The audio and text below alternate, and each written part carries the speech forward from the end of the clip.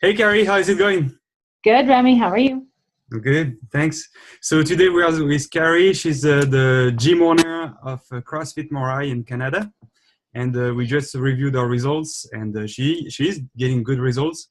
So I will let you introduce yourself, Carey, real quick. And Hi.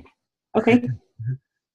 Hi, I'm Carey. I'm the owner of CrossFit Moirai in Chestermere, Alberta. great.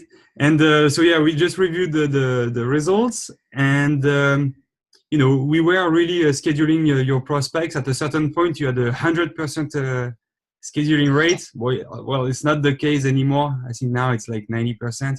But even though you're not generating a lot of leads because your offer is just a free one-on-one session, it's not a irresistible, crazy offer. Mhm. We are, contacting them, scheduling them, they show up, and you close them, right? Yep. Great. And can you, just tell me more about, your experience at the beginning? At the beginning, we were exchanging. I think it was with your husband, and I know that I lost you several times. I mean, I almost lost you several times because I was trying to explain how to make this work, and that it is not just an ad and a landing page that I'm building for you, but I'm here also to give some strategies. Could you please share a little bit Yeah. about that? Yeah, sure. So, when you first contacted us, you were speaking with my husband, and he was managing kind of the relationship and understanding kind of what our working relationship would look like.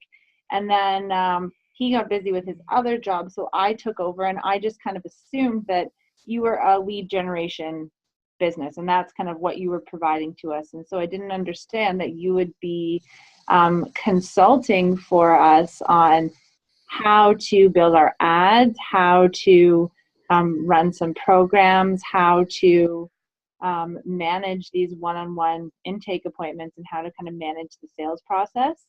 So I didn't really understand what we were getting from you. And then kind of after we had a lot of conversations about what your work would look like and what was expected from us and what we could expect from you, I learned that we were getting something way, way more valuable than just lead generation. We were getting sales and marketing consultation. Mhm. And Um, done for you scheduling as well, right?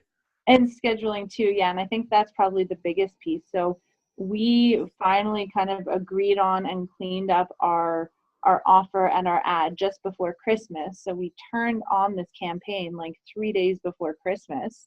And I remember sitting there at home with my two little kids, my baby and toddler, getting notifications on my phone saying, this lead just came in, and oh, look, they just booked an appointment. You don't have to do anything. And it was really nice to be able to sit there at Christmas with my kids and not have to jump up and get to the phone to call someone to make an appointment. But that was already done for me. All I had to do was show up at the scheduled times and run the consultations from there. Yep. And yeah, the only part that you have to handle, the only thing left is to make the sale. Are we helping you with that also? With the strategies on how do you make the sale?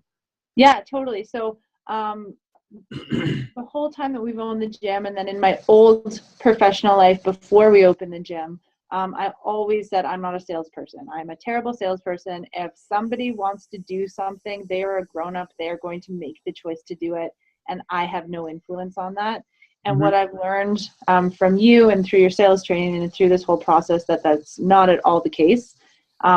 I really, really believe in what we offer here. Obviously, we wouldn't have opened this gym if I didn't believe in the value of our Yep. fitness program. But learning how to present that to people and to meet their needs, and to explain to them how we'll meet their needs, and how to respond to their um, just respond to their objections and things like that. It's been more of a sales training process than I expected it to be. Yeah, and it's true that actually when a prospect tells you no, don't take it as a no. It's more of a question, and it's just like you have to walk with them so that you Mhm. find an agreement. Right. They might tell you, "Oh yeah, I don't know. I'm not sure if I can be available 3 times a week, so I don't want to enroll on board on your program." then you could say, oh yeah, that's fine. If you cannot be 100% committed on the 3 times a week, can you be 100% committed on 2 times a week? Mm-hmm. Yeah, then let's do that. And you are going to get some results, maybe not as good results as if you would be onboarding on 3 times a week, but at least Better than nothing. it's better than nothing, right? So Mm-hmm. yeah, it's true that sales has a bad reputation, but it's just communication and Sure. finding an agreement. Yep. Great. So now I think that you got 9 new members we just saw. So it was I think in less than a month. So yeah, and for a gym of our size and kind of our class capacity, that's huge. Like 10 new members a month is a great manageable number of people to bring on. Like we've talked about, we just turned down our ad spend from $15 a day on both ads to $5 a day on both ads. yeah. Because I don't have time to keep up with the leads. I need to get back to my other work before I can take on more one-on-ones. But also because all of our January programs filled up. Yeah. So I think that we've been running the ad for like a week or 10 days with those $15, and then we reduce the ad spend to $5. So yeah, you are still generating a bunch of leads with only a $5 ad spend and just a free one-on-one session. Just all the conversion rates after that are high. So this is why it's working. Yeah. Now, if you would be like, okay, let's do it, I'm going to be available 100% of the time. I want 50 new members in a month, which is possible. I did it already. Mm-hmm. We could just use a better offer, put $20 behind the ad, and then you would grow, but very, very fast. Yeah.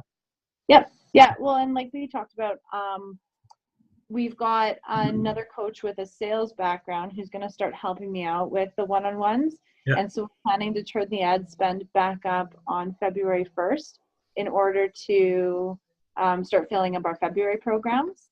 Yeah. And what else did you tell me just earlier? You told me that this new coach is coming from a big box gym, and actually so she's pretty good to do that. Can you explain? She's got a CrossFit coaching background, but years ago, before she got into CrossFit, she was a personal trainer at kind of a Globo gym. And her commission and the rest of her compensation was dependent on her selling and meeting sales quotas for products and services she didn't believe in. So she understands how to make the sale even when she's not passionate about it. Mm-hmm. So having her try to sell CrossFit, which is something she's passionate about, is even better. So I will trust her on those one-on-ones probably more than I will trust myself. Yeah, and then you could just train her on how to make the sale. I mean, train her on your own process and also on that 10-step close that I'm recommending. Mm-hmm. But yeah, I'm sure that she's going to crush it because she was already selling at the big box gym. So now that she's going to believe in what she sells, she's going to crush it. Exactly. Great. Awesome. So thank you, Carey, for your time. And yeah.